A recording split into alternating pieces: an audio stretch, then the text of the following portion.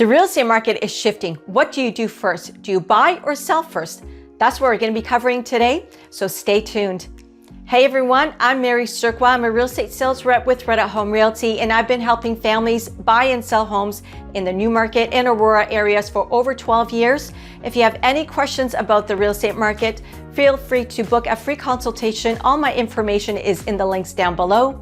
So let's review some of these options. If you sell first, there are a number of different benefits with selling your home first. First of all, once you have sold your home, you'll know exactly how much funds you have to work with. With a concrete price range in mind, you'll be able to narrow down the choices of homes before you start looking and negotiate accordingly.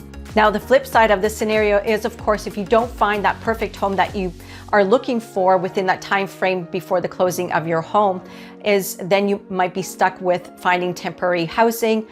You might be looking for some short-term rentals such as Airbnb to make up the difference from the time that your home has sold and the closing date has approached and the time that you still need to find that perfect home.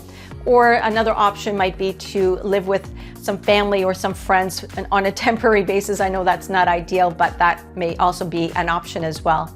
Now, if you were to buy first, buying a home without selling your home first may occur if you're really looking in a specific area or a specific type of home in a specific area. And if it ever does come up on the market, you can have the potential of grabbing it and have that perfect timing of getting that particular home. The same may be said of a property that you haven't even considered about before, but it's really caught your eye due to its uniqueness or the right price. If buying first means that you won't miss out on a real estate market opportunity of a lifetime, then that might be your best move. So you got to be careful with this strategy as well. So if you do buy first and you're not able to sell your home, you might end up with financing both properties at the same time until you're able to sell your home. Since your selling price will not be known, jumping into another opportunity might be a bit of a gamble, especially if you're on a really tight budget as well.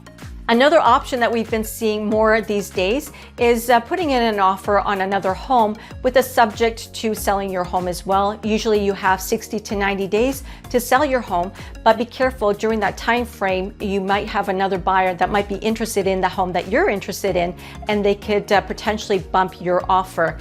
You then have 48 hours to either firm up the transaction of that particular home or walk away from that purchase. Now, there are certain guidelines that we do follow depending if you're in a seller's, a buyer's, or a balanced market that we're seeing right now. If you're in a seller's market, the best strategy is to, of course, buy a property because it can be very overwhelming going through that process and then knowing that you're able to sell your property at a very good price. But you got to be careful if the market shifts, and that's what took place back in February and March of this year. If we're in a buyer's market, the best strategy is to sell your home first and then find some great opportunities to buy something.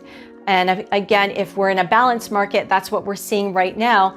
The best strategy is try to do things simultaneously so you can buy and sell. So you sell your home, you try to get it ready, and when you do find that perfect place, your home is ready for selling as well at the same time. Now, make sure you're familiar with all aspects of the financial outcomes that these scenarios will create if you were to purchase another property. You may be faced with owning two homes at once. You got to think about what type of financial stress will this bring to you and how will you deal with it. Now, you also have to consider the fact if your home does not sell for a certain price that you've been thinking about and the market shifts, how will you handle that? You might be forced to sell it at a much lower price than you anticipated. Of course, every situation may be a little bit different, and we can always tailor a situation based on your current needs.